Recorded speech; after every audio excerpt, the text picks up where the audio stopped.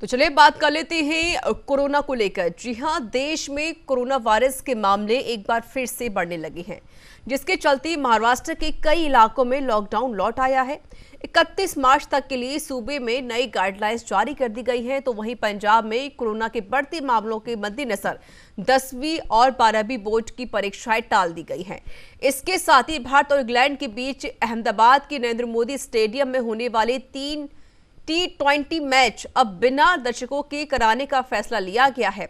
और वहीं गुजरात के कई इलाकों में खाने पीने की चीजें वाली दुकानों को 10 बजे तक के लिए बंद करने के आदेश दिए गए हैं। आपको बता दें कि महाराष्ट्र में सोमवार को कोविड के 15,000 से ज्यादा नए मामले सामने आए हैं, जबकि 48 लोगों की कोविड की वजह से मौत हो गई है। तो वहीं गुजरात में कोविड के मामले की बात की जाए तो पिछले 24 घंटे में यहां 890 नए केस सामने आए हैं। तो वहीं 594 लोगों द्वारा जो लोग हैं कोविड से ठीक हो गए हैं, जबकि एक की मौत हो गई है। इसके साथ ही अहमदाबाद में कोविड के चलते सख्ती बढ़ा दी गई है, जहां नरेंद्र मोदी स्टेडियम में होने वाले भारत और इंग्लैंड के बीच T20 के 3 मुकाबलों को बिना दर्शकों के कराने का फैसला लिया गया है।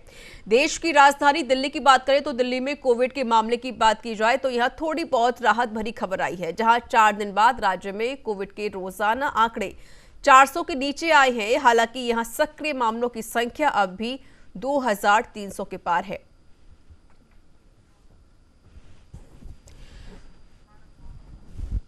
और हमारे साथ जुड़ चुके इस पर अधिक जानकारी देने के लिए संवाददाता आशुतोष कुमार।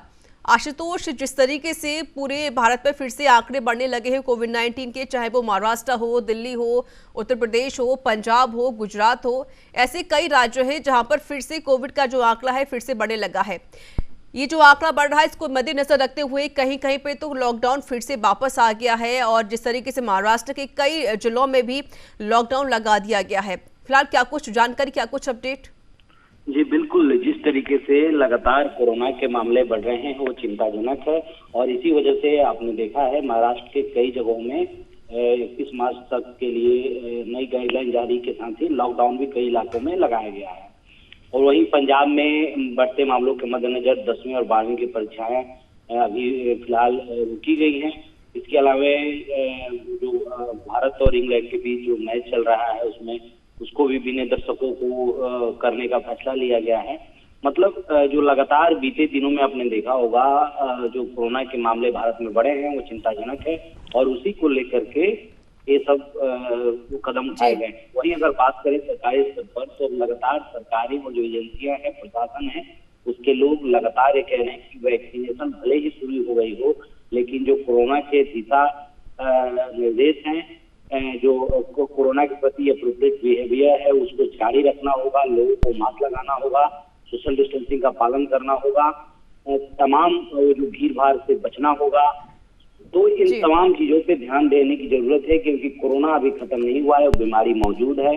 बिल्कुल। तो अभी संशय, क्योंकि वेरिएंट की कई जगह ये भी खबरें आई हैं कई देशों में कि कोरोना का वेरिएंट नए आ रहे हैं, प्रकार बदल रहा है, स्वरूप बदल रहा है, तो चिंताजनक है। अभी कोई स्थिति स्पष्ट नहीं है, इसलिए लोगों को इन सब बातों को ध्यान देना चाहिए। जी बिल्कुल आशा, तो अगर हम महाराष्ट्र की बात करें तो देखा जाए पिछले 4 दिनों में 12 मार्च को तकरीबन 15,817 केस सामने आए, तो वहीं पर 13 मार्च को भी 15,602 नए केस सामने आए, तो वहीं 14 मार्च को भी इसमें भी 16,620 केस सामने आए। और 15 मार्च की बात की जाए तो 15 मार्च को भी इसमें तकरीबन 15,000 से ज्यादा केस सामने आ गए हैं।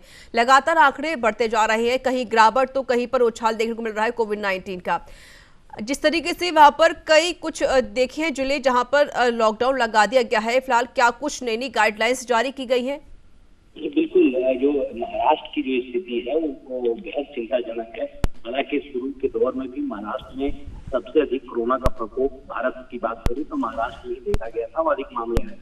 लेकिन जब वैक्सीनेशन की शुरुआत हुई, वैक्सीनेशन अब दूसरे चरण में है, जहां बुजुर्गों और गंभीर बीमारी वाले लोगों को वैक्सीनेशन दिया जा रहा है, उसके बावजूद भी इस तरीके के मामले को आना चिंताजनक स्थिति है। और जिसको देखते हुए महाराष्ट्र प्रशासन की तरफ से कई गाइडलाइन जारी की गई हैं, लगातार वहाँ सख्ती बढ़ती जा रही है, सोशल डिस्टेंसिंग जरूरी किया जा रहा है। इसके अलावा सिनेमा घरों के लिए भी नई गाइडलाइन जिसमें आधे क्षमता से चलाने की बात कही गई है।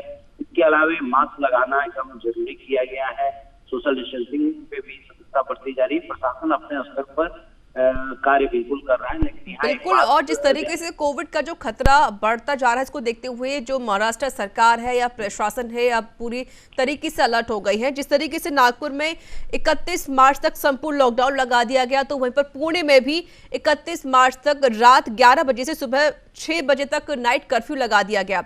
लेकिन जिस तरीके से जो गाइडलाइंस यहाँ पर सामने आ रही हैं, और पुणे में भी सभी स्कूल कॉलेज फिलहाल बंद कर दिए गए हैं, यहाँ तक कि 31 मार्च तक ये पूरा तरीके से लॉकडाउन लगा दिया गया है। पुणे में भी, औरंगाबाद में 4 अप्रैल तक रात 9 बजे से सुबह 6 बजे तक लॉकडाउन रहेगा, और ठाणे में भी 16 हॉटस्पॉट इलाके में भी 31 मार्च तक लॉकडाउन रहेगा।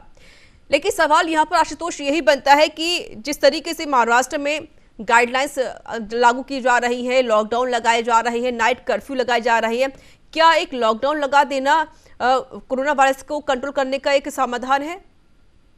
जी, एक हद तक लॉकडाउन तो है, लेकिन लॉकडाउन कब तक सारिच, आपने देखा होगा बीते दिनों जो कोरोना महामारी शुरू हुई थी, तो बीते साल जो लगातार लॉकडाउन रहा, देश आर्थिक को काफी परेशानी हुई थी। देश में, देश के लोगों के सामने कई परेशानियां हुई थी। आपने देखा होगा जो लेबरर थे, जो माइग्रेंट लेबर थे, वो इस राज्य से उस राज्य कैसी भयावह तस्वीरें सामने आई थी। तो लॉकडाउन तो खैर कोई समस्या का समाधान नहीं है, लेकिन जब इतने मामले आएंगे तो कोरोना को रोकने का एकमात्र साधन लॉकडाउन बच जाता है, वो भी जरूरी है। लेकिन यहाँ पर सबसे अहम बात यह है कि अब लोगों को समझना होगा, क्योंकि आपको अपनी जान बचानी है, कोरोना से बचाव करना है।